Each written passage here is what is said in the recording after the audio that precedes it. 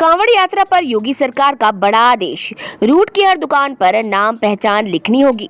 कांवड़ यात्रियों के लिए बड़ा कदम उठाते हुए यूपी सीएम ने कांवड़ मार्गों पर खाने पीने की दुकानों पर नेम प्लेट लगाने का आदेश दिया है।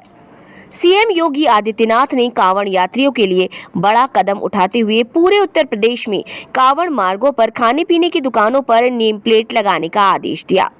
आदेश में साफ कहा गया है कि हर हाल में दुकानों पर संचालक मालिक का नाम लिखा होना चाहिए। इसके साथ ही उसे अपनी पहचान के बारे में बताना होगा।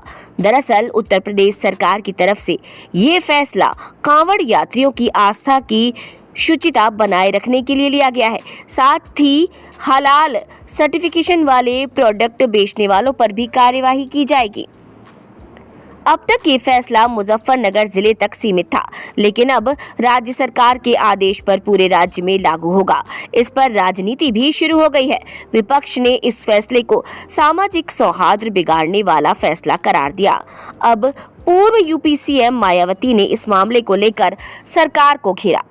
मायावती ने एक्स पर लिखा कि यूपी व उत्तराखंड सरकार द्वारा कांवड़ मार्ग के व्यापारियों को अपनी अपनी दुकानों पर मालिक व स्टाफ का पूरा नाम प्रमुखता से लिखने और मांस बिक्री पर रोक का ये चुनावी लाभ हेतु आदेश पूर्णतः असंवैधानिक है।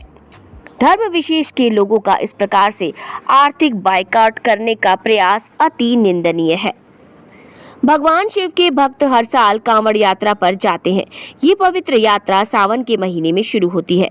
इस यात्रा में कांवड़िए भगवा वस्त्र पहनकर ये यात्रा करते हैं।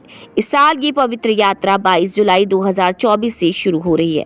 इस यात्रा को लेकर यूपी और उत्तराखंड में खास इंतजाम किए जा रहे हैं, क्योंकि ज्यादातर लोग इन दोनों राज्यों से कांवड़ लेकर गुजरते हैं।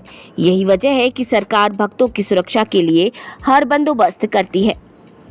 उत्तर प्रदेश सरकार ने कांवड़ यात्रा के दौरान हथियारों के प्रदर्शन पर रोक लगाने के संबंध में बाकायदा एक एडवाइजरी जारी की।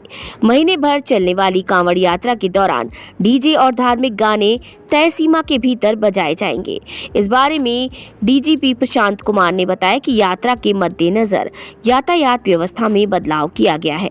भारी वाहनों के प्रवेश पर रोक रहेगी। इसके अलावा 21 जुलाई की मध्य रात्रि से दिल्ली एक्सप्रेसवे, देहरादून एक्सप्रेसवे और चौधरी चरण सिंह कांवड़ मार्ग पर भारी वाहनों के प्रवेश पर रोक रहेगी। डीजीपी ने आगे कहा कि कांवड़ियों को भाला, त्रिशूल या किसी भी तरह के हथियार को लेकर न चलने की सलाह दी जाती है।